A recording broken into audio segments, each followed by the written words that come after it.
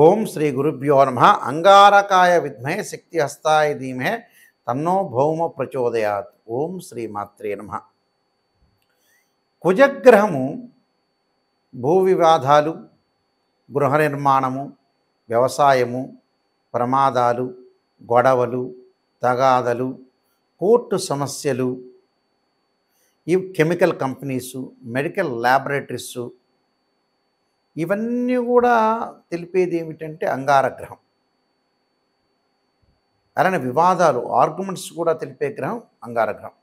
అంగారగ్రహం August 26వ తారీఖు సోమవారం మధ్యాహ్నం 3:25 మృగశిర నక్షత్రం 3వ పాదం ప్రవేశించటంతో పాటు అక్టోబర్ ప్రవేశించేయటం, అక్టోబర్ 20 ఆదివారం మధ్యాహ్నం 1:30 కుజుడు ముఖ్యంగా మృగశిర 3, 4, ఆరుద్ర నక్షత్రం 1, 2, 3, 4 పాదాలు, పునరస్సు నక్షత్రం 1, 2, 3 పాదాల్లో కుజుడు 55 రోజుల పాటు మిథున రాశిలో సంచారం చేస్తాడు.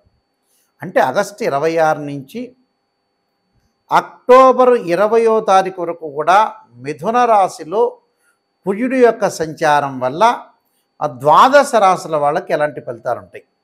అందులో ముఖ్యంగా మృగశిర నక్షత్రం 3, 4 పాదాలు, ఆరుద్ర నక్షత్రం 1, 2, 3, 4 పాదాల వాళ్ళకి, పునరస్సు నక్షత్రం 1, 2, 3 పాదాల వాళ్ళకి కూడా ఏ విధంగా ఉండబోతుంది, ద్వాదశ రాశుల వాళ్ళకి ఏ విధంగా ఉండబోతుంది. కుజుడు 55 రోజుల పాటు సంచారం చేస్తుంటాడు. సహజంగా తన రాశి నుంచి మనం చూసుకునే వ్యక్తులందరూ కూడా ఇదంతా కూడా గోచార ఫలితం అంటారు. అంటే this is the transit system అంటారు. 3, 6, 11 స్థానాల్లో ఉంటే కుజుడు మంచివాడు, మిగతా స్థానాల్లో ఉంటే మిశ్రమైన ఫలితాలు జరిగే అవకాశాలు, చెడు ఫలితాలు జరిగే అవకాశం అనేది ఒకటి ఉంటుంది. ద్వాదశ రాశుల వాళ్ళకి ఏ విధంగా ఉండబోతుందో ఒకసారి మనం పరిశీలన చేద్దాం. మిథున రాశి వాళ్ళకి 55 రోజుల పాటు ఉండే జన్మంలో కుజుడు యొక్క సంచారం వల్ల భార్యాభర్తల మధ్యలో కలహం లేకుండా చూసుకోండి. ఒకవేళ ఈ 55 రోజుల పాటు విరోధులతో కానీ, బంధువులతో కానీ, మిత్రులతో కానీ సహనంగా ప్రవర్తించండి.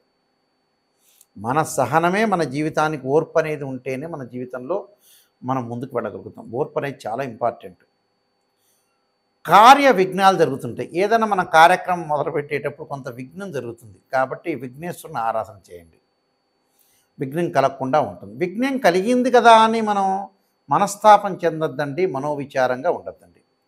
సైకలాజికల్గా మెంటల్లీ డిజార్డర్ ఉండొద్దండి. శత్రు వృద్ధి, తీవ్రమైన ఉష్ణ సంబంధమైన అనారోగ్య విషయంలో శ్రద్ధ పెట్టండి. జ్వరం వల్ల, కత్తి వల్ల రోగాలు రావటం, గాయాలు జరగటం, శరీరం రుగ్మతలు, పుండ్లు వచ్చే అవకాశాలు ఉంటాయి. బీపీ, షుగర్ ఉన్న వ్యక్తులు కూడా బ్లడ్ సంబంధించిన సర్క్యులేషన్ విషయంలో కొంత శ్రద్ధ చూపించండి. ఆస్తమా ఉన్న వ్యక్తులు కూడా. బంధువుల విరోధము, కుటుంబ కలహాలు రాకుండా కాపాడుకోండి.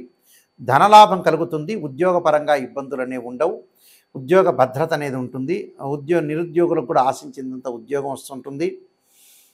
అలానే భూ సంబంధమైన వ్యవహారాల్లో, వివాదాల్లో చిక్కుకోవద్దండి. ఏదైనా భూ సంబంధమైన వ్యవహారాలు ఉంటారు, రియల్ ఎస్టేట్ వ్యక్తులు ఉంటారు. ఒక ప్లాట్ని ఇంకో ప్లాట్ చూపిస్తుంటారు. చూపించిన తర్వాత ఆ కొంటాడు, నిజంగా ప్లాట్ మంచిదైనా కూడా రకరకాలుగా గొడవలు జరుగుతున్నాయి. వాటిల్లో గొడవలకి వీళ్ళు ముందుకు వెళ్ళకూడదు. మెడికల్, న్యాయవాదులకు కూడా కొంత ఇబ్బందులు కలుగుతుంది. అంటే మానసికంగా ఆందోళన కలుగుతుంటుంది. అండ్ డాక్టర్స్ కానీ వీళ్ళు కొద్దిగా శ్రద్ధ పెట్టాలి. న్యాయపరమైన చిక్కులు రాకుండా కూడా చూసుకోవాలి. భార్యాభర్తల మధ్య భేదాలు, ఏదో రకమైన ఆలోచన సరళి అనేది లేకుండా ఉండాలి. అంటే ప్రతిదానికి ఆలోచన చేయాలి, తప్పు లేదు. కానీ దీర్ఘంగా మరీ ఆలోచన చేయటం వల్ల కూడా మనస్తాపం చెందే అవకాశాలు ఒకటి ఉంటాయి. ఇలాంటి విషయాలు శ్రద్ధ పెట్టాలి. అలానే సంబంధ బాంధవ్యాలు కలుపుకునేటప్పుడు కూడా వివాదాలు లేకుండా కాపాడుకోండి. వివాహ సంబంధాలు కూడా 1, 2 సంబంధాలు తప్పిపోయి 3వ సంబంధం కలుస్తుంది. దాంతోపాటు ప్రయాణాలకి మటుకు అతివేగం అనేది పనికిరాదు. తీర్థయాత్రలకు వెళ్తారు, నీటి మీద కానీ సముద్రం మీద కానీ కొంత శ్రద్ధ వహించండి. అంటే మనం తీర్థయాత్రలకు వెళ్ళి నీటి మీద స్నానం చేస్తుంటాము, తీర్థయాత్రలకు స్నానం చేస్తుంటాం. కుటుంబ కలహాలు కానీ, ఉష్ణ సంబంధమైన ఆరోగ్యపరంగా అనారోగ్యం అవుతుంది కాబట్టి కొంచెం మజ్జిగ తాగటం, కొంచెం ఆయుర్వేద రెమెడీస్ అనేవి కూడా పాటించాలి. జ్వరం రాకుండా కాపాడుకోండి. అధిక శ్రమ అనేది చేయొద్దండి. శ్రమ చేయొద్దు అంటే బద్ధకంగా ఉండొద్దని కాదు. కొద్దిగా రోజుల్లో 1, 2 రోజులు రెస్ట్ తీసుకోవటం చేసుకోవాలి. అన్ని సీక్రెట్స్ అంతా కూడా పక్కన ఉన్న వాళ్ళకి చెప్పొద్దండి. మీ రహస్యాలు తీసుకెళ్ళి అధికారులకు చెప్పి ఉద్యోగ భద్రత తగ్గుతుంటుంది. ఉద్యోగం పరంగా మీకు ఇబ్బందులు గురి అవకాశాలు ఒకటి ఉంటాయి. కాబట్టి ఇబ్బందికరమైన వాతావరణాన్ని మీరు తెచ్చుకోవద్దండి. ఇబ్బందికరమైన వాతావరణం తెచ్చుకుంటే కూడా మనకి కొద్దిగా పరిష్కార మార్గం ఎక్కడ దొరుకుతుందో మళ్ళీ మనం ఆలోచన చేయాల్సి వస్తుంది. వివాదాలు వద్దు. అలానే కాలనీల్లో కానీ బంధుమిత్రులతో కానీ మిత్రులతో కానీ మితభాషగా ఉండండి. ఎక్కువగా అతిగా మాట్లాడొద్దండి. అతిగా మాట్లాడటం వల్ల మాట్లాడకూడదంటే మాట్లాడకూడదని కాదు, కొద్దిగా మాట్లాడండి ముందుకు వెళ్ళండి. అంటే మన లైఫ్ స్టైల్ని ఒక డిజైన్ చేసుకోవాలి. లైఫ్ స్టైల్ అనేది మార్చుకోవాలి. ఎవరితో కూడా difference of opinions, friends and రిలేటివ్స్తో కూడా డిఫరెన్స్ ఆఫ్ ఒపీనియన్స్ లేకుండా కొద్దిగా శ్రద్ధ పెట్టి ముందుకు వెళ్తే మనకు గుడ్ రిజల్ట్స్ వచ్చే అవకాశం డెఫినెట్లీ. ఈ రాశి వాళ్ళందరూ కూడా అంగారకుడి యొక్క అనుగ్రహాన్ని మనం ఎప్పుడూ కూడా పొందాలంటే కొన్ని మార్గాలు ఉన్నాయి. వేదాల్లో చెప్పినట్టుగా అంగారకుడి యొక్క జపం చేసుకోవాలి. ఏం జపం చేయాలి? అంగారకుడి యొక్క గాయత్రి మంత్రం ఉంటుంది, అంగారకుడి యొక్క శ్లోకము ఉంటుంది. మంగళవారం రోజున ప్రాతకాలంలో కానీ ప్రదోష కాలంలో కానీ చేయాలి. ఏ మంత్రాలు చేయాలి?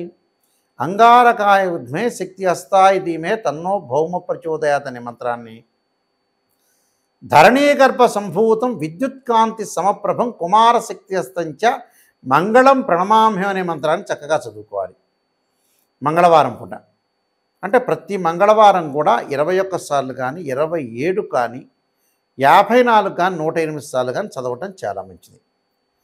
ఒక మంగళవారం రోజున మనం చేయాల్సిన పని ఏమిటి అని అంటే రాహుకాలంలో దీపం పెట్టాలి. ఒక మంగళవారం చక్కగా ఎప్పుడు పెట్టాలి? కుజహోర ఉంటుంది ప్రాతకాలంలో, కుజహోరలో పెట్టడం ఒకటి. కందులతో చేసిన ఏదైనా సరే ప్రసాదాన్ని తయారు చేసి ఒక దేవాలయాన్ని ఇచ్చి మంగళవారం రోజునే మనం తయారు చేయాలి ఇంట్లో. మంగళవారం రోజునే ఆ దేవాలయంలో ప్రధాన అర్చకులకు ఇవ్వాలి.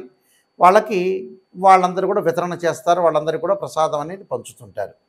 అది ఒక వారం చేయాలి. మరొక వారం ఏం చేయాలి? అంగారక స్తోత్ర పారాయణం చేయాలి. రుణబాధలు తగ్గుతుంటాయి, ఆరోగ్యపరంగా ఇబ్బందులు తగ్గుతాయి, ప్రమాదాలు తగ్గే అవకాశాలు ఉంటాయి. కోర్టు సమస్యల పరిష్కారం కాని వ్యక్తులు కార్తవీర్యార్జున యొక్క మంత్రాన్ని చదవాలి.